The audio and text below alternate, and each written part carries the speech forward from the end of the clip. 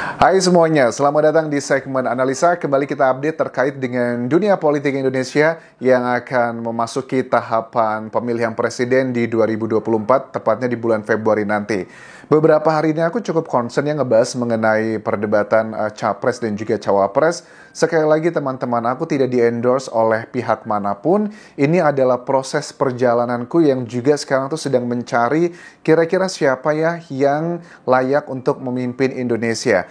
Aku yakin banyak di antara kalian juga sama seperti aku yang masih belum menentukan siapakah yang akan kita pilih nanti. Ini adalah proses perjalanan aku pribadi dan mudah-mudahan bisa memberikan informasi buat kalian kira-kira mana yang pas. Nggak ada sih pasangan yang sempurna menurut aku, kayak ya Anies Baswedan ataupun juga Prabowo Subianto ataupun juga Ganjar Pranowo. Mereka ini semuanya punya jejak-jejak masa lalu yang dinilai oleh sebagian masyarakat, ada yang positif, ada juga yang negatif. Tetapi kita akan bahas beberapa hal, ada beberapa poin yang menurut aku juga sangat concern banget di masyarakat menjadi perdebatan. Misalnya adalah mengenai keterangan terbaru dari Mahfud MD ya, yang mengatakan bahwa kalau masalah anggaran, ini ngomongin anggaran waktu topiknya mengenai ya Kementerian dari Pertahanan lah. Karena kan memang Prabowo adalah Menteri Pertahanan, ada salah satu statement dikatakan bahwa ada rahasia negara yang tidak bisa saya buka di publik. Tetapi Mahfud MD bilang begini bahwa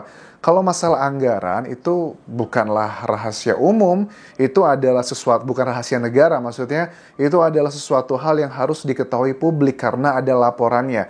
Betul banget, aku setuju untuk bagian ini kalau memang yang menjadi concern utama dari pertanyaan lawan adalah mengenai anggaran tersebut, aku setuju. Tapi kan kalau kita cross-check lebih dalam lagi, pada saat Anies Baswedan itu mempertanyakan ya misalnya kayak banyak hal ya, kenapa kok belinya alutsistanya yang bekas, bla bla bla dan sebagainya. Apakah itu yang dituju adalah masalah anggaran, nominalnya berapa, persentasenya berapa, atau justru ada agenda yang lainnya? Kalau aku tangkap dari Prabowo menilai, Anies itu bukan sekedar pengen tahu jumlah anggarannya dipakai itu berapa, tetapi ada misi terselubung. Well, politikus ya, kalian tahu lah ya, kita tidak hanya memahami statement dari seorang politikus itu dari apa yang dikatakan, tapi dari apa yang tersirat. Aku setuju sekali bahwa Mahfud MD mengatakan rahasia negara itu ya bentuknya berupa strategi negara ataupun juga data intelijen. Tetapi kalau masalah anggaran itu bukan strategi negara ya, bukanlah suatu rahasia negara maksudku. Apalagi ada salah satu konten kreator ini ya, yang namanya itu siapa aku lupa, Felicia. Nah, Felicia ini ngebuat video ya, dan di situ ditunjukkan salah satu data anggaran Kementerian Pertahanan di tahun 2024 itu sekitar 135 triliun rupiah. Nah, 58%, which is itu lebih dari setengah, 50% dari setengahnya gitu, dihabiskan anggarannya adalah untuk manajemen. Kita juga pengen tahu nih kok manajemennya sebegitu banyak banget. Emang buat apa sih manajemen itu? Yang kedua, sekitar 30% dana anggaran yang senilai 135 triliun rupiah tersebut dipakai untuk modernisasi alutsista sebanyak 30%. Dan sisanya antara 8 dan 9% itu dipakai untuk kesejahteraan prajurit. Jadi kecil banget ya. Tapi menurut aku ini bukan berarti suatu hal yang wah ada apa-apa ini. Menurut aku sih nggak juga. Manajemen itu kalau secara, karena aku juga bekerja baik itu di perusahaan internasional ataupun juga sebagai dosen di Thailand, ini pun juga manajemen itu salah satunya adalah mengenai SDM teman-teman.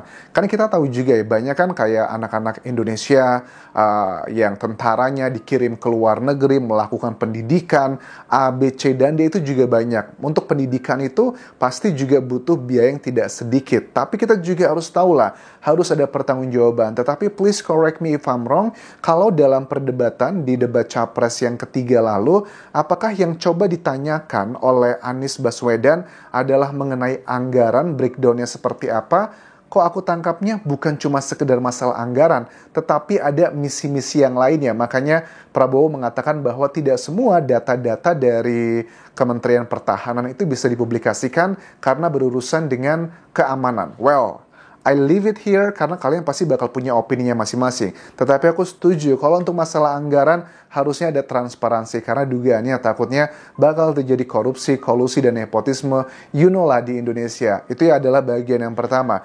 Bagian yang kedua adalah mengenai Mahfud MD yang mengatakan bahwa wawancara di Denny Sumargo ya kalau nggak salah ini.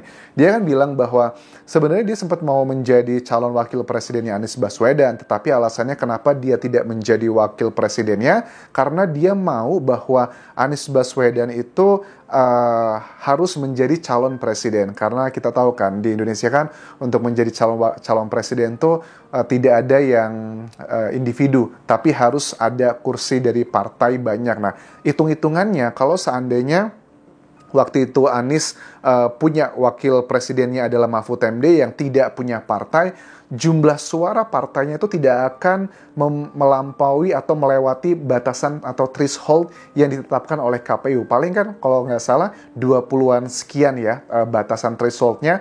Kalau nanti waktu itu kan yang digadang-gadang adalah AHY kan untuk menjadi calon wakil presidennya. Dari Demokrat pun juga punya berapa suara kan ya. Artinya akan terkurang. Tapi karena yang masuk adalah dari PKB, ya artinya akan men-shifting, mengganti suara yang hilang. Tapi kalau Mahfud MD yang masuk ke sana, dia nggak ada partai juga, artinya nanti Anies Baswedan tidak bisa mendaftarkan diri sebagai calon presiden. Itu adalah statement Mahfud MD. Mengenai Mahfud MD ini sebenarnya gini, secara pribadi aku juga orang yang termasuk kagum dengan Pak Mahfud ya, terutama pada saat beliau ini kayak pendekar hukum lah ya di Indonesia.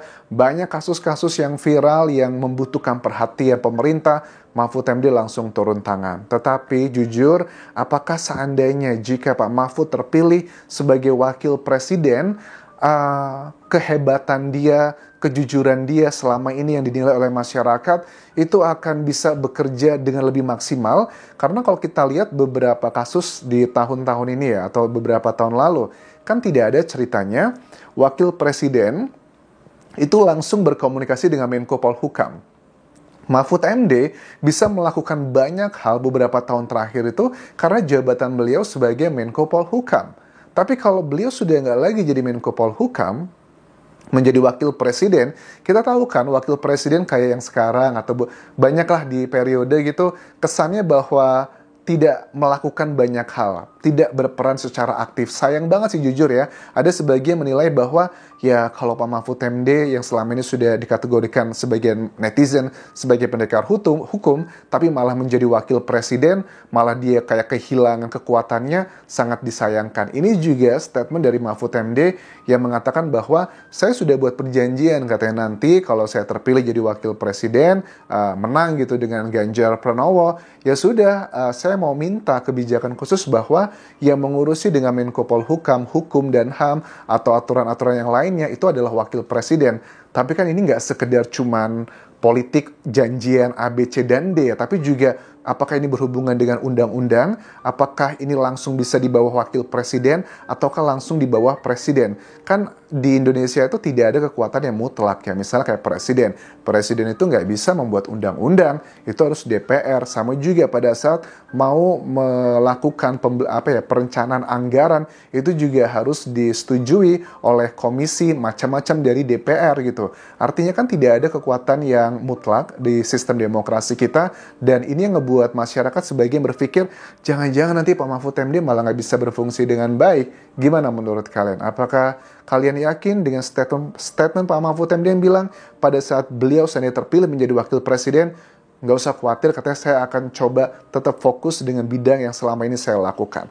I don't know, karena sebagian netizen berpikir bahwa kita sudah melihatlah beberapa kali di mana partai pengusungnya adalah PDIP kan ya. Dan di situ katanya apakah mereka hanya sekedar petugas partai doang, dan ABC sentimen negatif banyak sekali ke dalam partai ini teman-teman. Terus mengenai statement dari Prabowo ya, mengenai yang dinilai sama Anies dan juga Ganjar tentang kinerjanya sebagai seorang menteri pertahanan, katanya nilainya 5 dari 10 dan juga 11 dari 100.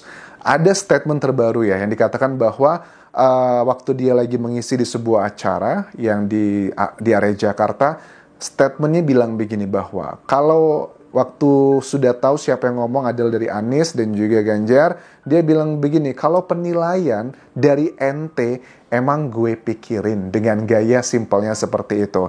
Terus dia mengatakan begini bahwa dia kan selalu bilang bahwa kita tuh harus orasi kebangsaan, kita harus begini, begitu.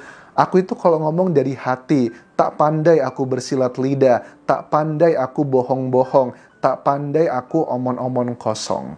Itu lagi dan lagi dikatakan Prabowo. Kemudian aku yakin pendukungnya Anies ataupun juga Ganjar pasti bertanya, kenapa Pak Prabowo tidak menyampaikan ini pada saat perdebatan, tapi menyampaikannya malah di ruang perdebatan. Ya menurut aku wajar aja. Kalau ini disampaikan di perdebatan, ya itu kan nggak profesional kan ya. Kalau aku lihat dari perdebatan ketiga kemarin, Capres, Prabowo tuh lebih banyak menahan ya. Sebenarnya dia bisa, kalau ngikutin emosi, dia bisa menyampaikan semuanya, tetapi itu dia menahan. Tapi tetap terlihat bahasa tubuhnya, mimik wajahnya. Kalau yang bisa tonton di video sebelum ini, aku bahas detail di situ betapa dia terlihat sangat emosional dan juga menahan ya. Terus di sini dikatakan bahwa Prabowo dari dulu, saya tuh waktu muda sampai dia masih aktif sebagai anggota TNI saat itu, dari muda saya tuh naik turun gunung demi membela merah putih gitu. Dia mengatakan bahwa saya tuh ada kenal gitu manusia yang mukanya tebel banget. Saya tidak bisa menjawab karena sakit dan terkesima. Ada ya manusia seperti itu. Terus dikatakan lagi, saya itu hobi pelihara hewan. Saya kasih makan ke hewan dan dia baik sama kita. Tapi ada manusia yang sudah kita dukung malah dibalas dengan kedengkian. Saya geleng-geleng kepala sendiri. Saya percaya rakyat Indonesia punya hati dan akal siapa yang benar dan tidak. Oke, ini kita sudah tahu ini mengarahnya kemana. Ini mengarahnya sepertinya ditujukan ke Anies Baswedan. Apalagi tak lama setelah statement tersebut, ada statement dari seorang pendakwah yang bernama Haikal Hasan Baras atau Babe Haikal yang mengucapkan terima kasih. Ini sih typical statement politikus ya. Apa yang disampaikan ada makna tersirat di sini. Statementnya adalah ucapkan terima kasih ke Pak Prabowo karena pernah bantu Anies Baswedan pada saat dia mencalonkan diri sebagai Gubernur DKI Jakarta pada 2017.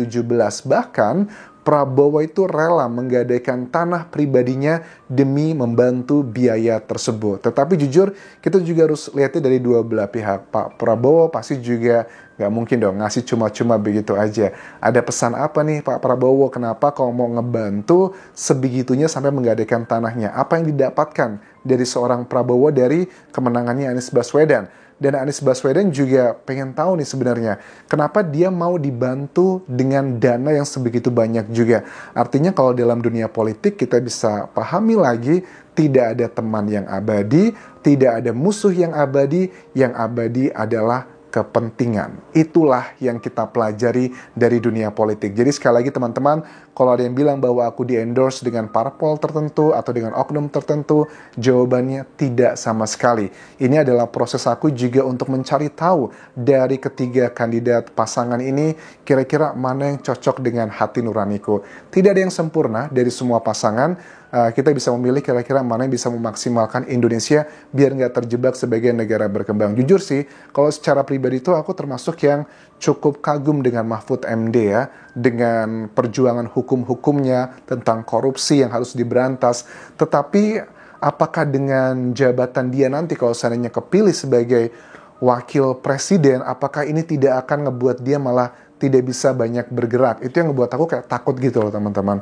You know what I mean ya. Tapi kalau secara kesimpulan, Prabowo sama Gibran, ya dikatakan bahwa Gibran ini sebagai netizen bilang bahwa menjadi batu sandungannya Prabowo gitu. Karena dengan isu mengenai pencalonan wakil presiden yang melanggar kode etik. Ini yang dipakai oleh Anies Baswedan dan juga Ganjar ya untuk menyerang timnya Prabowo. Untuk urusan begini aja, kamu tidak sesuai dengan ya etika dan sebagainya. Bagaimana dengan yang lainnya? Hanya itu dulu yang bisa aku update mengenai dunia perpolitikan Indonesia yang sedang panas ini. Tinggalkan like dan juga komen, subscribe channel YouTube ini, dan kita bersama-sama mempelajari dari setiap pasangan calon presiden dan wakil presiden untuk kita nanti meyakinkan pada saat pemilihan kira-kira siapa yang akan kita pilih. Sampai jumpa semuanya. Bye.